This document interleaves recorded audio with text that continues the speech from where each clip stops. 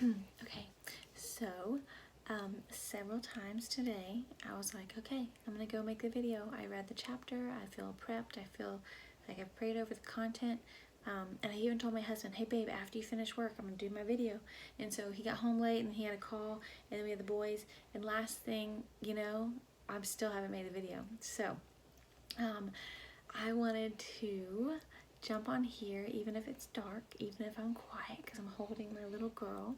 I just want to make sure that I am able to share with you guys the major lessons that I had from today, from our chapter 7, talking about the discipline of our body, and how one, it goes right along with a major passion I have, and I hope that you guys know me well enough to know that I do have a passion for health and fitness. I do have a passion for taking care of my body, especially now, recovering from carrying a child, recovering from having a child.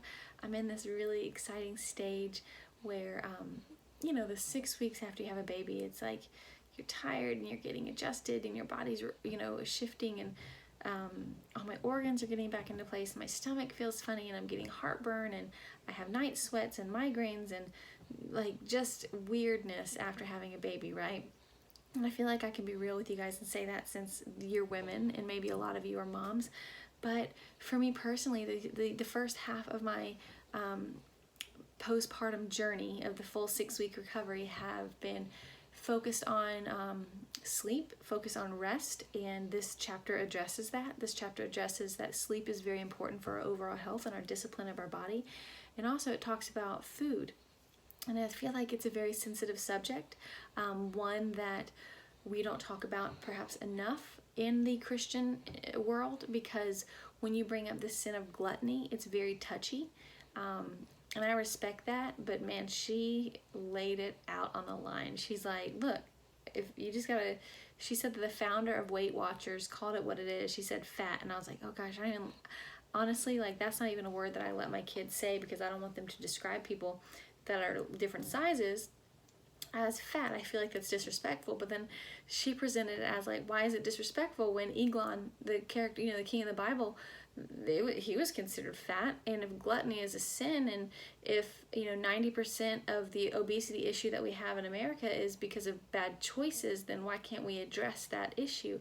And I was like, oh, I don't want to address the issue, but she did. So let me speak on her behalf, because I don't want to come across as offensive or insensitive, but I do want to address the issue that having discipline in our body is wildly under discussed, and that it is overlooked, that we joke about the leisurely habits that we have of eating. We joke about our, obsession with food. We joke about our need for convenient food and snacks and sugar and addictions, but we never really call it what it is. And it's a lack of discipline. And if you take that and apply it to what we've been learning for the past 6 chapters, it's not just a lack of discipline, but it's disobedience. Because if discipline is obedience, then the absence of discipline is the act of not obeying, which is disobedient. So I want to ask you guys to have some really heart-to-heart conversations with yourself, that in your discipline of your body, in your eating habits, in your sleep habits, in your exercise habits, my computer is my light, in your exercise habits, are you being disobedient because you're struggling with gluttony, because you're not valuing your body? It really is significant when you think about discipline starts with your body, because if you don't treat your body with respect, if you're not taking care of the one vessel God has given you, the one body that we have, that He chose for us, if we're not being responsible for that, how are we going to be responsible in other things? It's like the ongoing theme of this book so far, that if God is in the big things, He's in the small things. And the discipline of our body is not a small thing, but we overlook it because it really is a struggle. It's a struggle because we as Americans are addicted to sugar and to convenience and to fast food and to Cokes. I'm from the South, so I call all sodas Cokes, but you might call it pop soda, whatever. And if you struggle with weight, it really is a sensitive subject.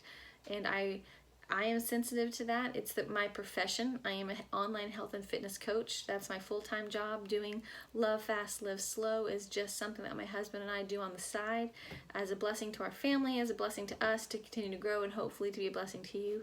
But I would just want to encourage you guys to get real with yourself.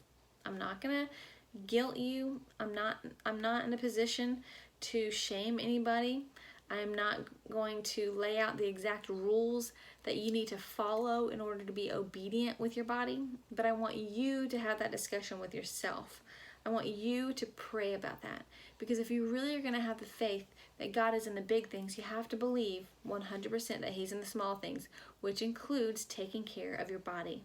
So what habits do you have today, tomorrow, this week that are not honoring to God? Are you making bad food choices? Are you not exercising like you need to? I'm not talking about being obsessed with it, being addicted to it, being vain about it. I'm talking about being active with it. I'm talking about letting it be a consistent part of your life, letting it be a part of your lifestyle so you can be at your peak when God calls you to do something.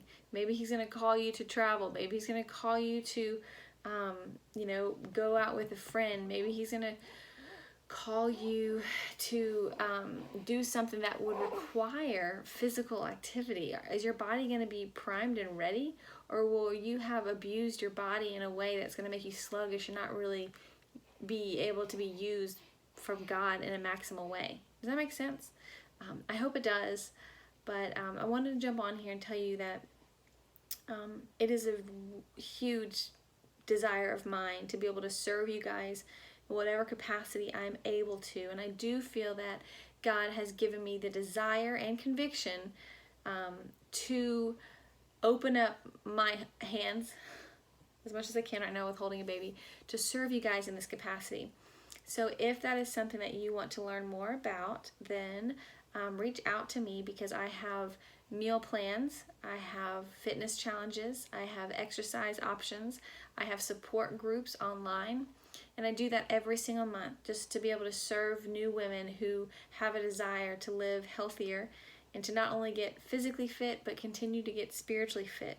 I host a life group. So if that is an area of your life that you really want to become more disciplined in, this is not a sales pitch. This is truly an offer of my service to you guys, a passion that I have to be able to say, okay, I recognize that God has given me this occupation. I recognize that God has given me this unique strength and desire. So in order to use those talents wisely, I just lost my voice. I want to make sure you guys know that I'm here to serve you and love you and offer you the free fitness challenges and the groups that we have in whatever way I can. Okay, so feel free to hit reply on this email or post below in the comments, whatever you're watching this, and let me know if this a tool that would benefit you in your life. Okay,